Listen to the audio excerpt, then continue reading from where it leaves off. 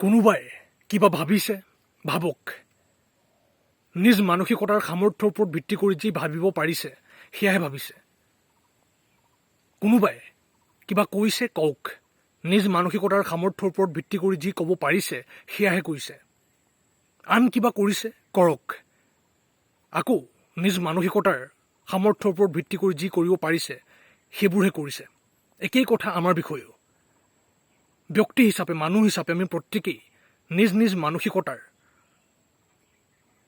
সতৰ্ক, যিমান সম্ভৱ নিৰপেক্ষ নিৰীক্ষক হ'ব লাগিব। তেনে এক যাত্ৰাৰ জৰিয়তেহে ক্ৰমান্বয়ে মানসিকতাৰ বিভিন্ন তত্ত্বক চালি জাৰি চাব পাৰিম। সেইসমূহৰ ভিতৰৰ কোনবোৰ কিমান আৰু কিয় জৰুৰী হয়, কেতিয়া জৰুৰী হয়, আৰু কোনবোৰ কিয় আৰু কেতিয়া জৰুৰী নহয়, সেইবোৰ চালি জাৰি চাব পাৰিম। সেই ক্ষেত্ৰত বাছ বিচাৰ কৰিব পাৰিম মানৱীয় অপূৰ্ণতাৰ জৰিয়তেই। তেনে এক যাত্ৰা চলাইহে ক্ৰমান্বয়ে এক বিবেকী শুধৰণিৰ দিশে গতি কৰিব পাৰিম, আৰু সেই জৰিয়তেই আমি ক্ৰমান্বয়ে এনে এক যাত্ৰাও চলাই থকা হ'ব যি আমাক সত্যৰ দিশে লৈ যাব।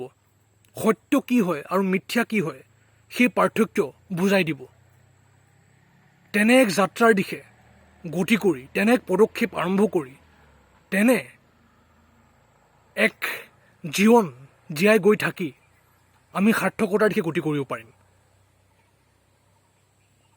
ক্ৰমান্বয়ে মিথ্যাৰ পৰা সত্যৰ দিশে গতি কৰি থাকিব পাৰিম, আৰু সেই যাত্ৰাৰ জৰিয়তেই ক্ৰমান্বয়ে ব্যক্তি হিচাপে, মানুহ হিচাপে নিজক যিমান সম্ভৱ শুধৰাই যাব পাৰিম।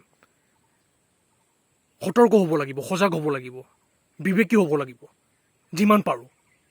ভুল ভ্ৰান্তি হৈ থাকিব, সেইবোৰৰ জৰিয়তেও ভুলবোৰৰ পৰা শিকি, বুজি, চাৰিওফালৰ পৰিৱেশৰ লগতে আন্তৰিক পৰিৱেশক প্ৰধানকৈ বুজি আগবাঢ়িব লাগিব।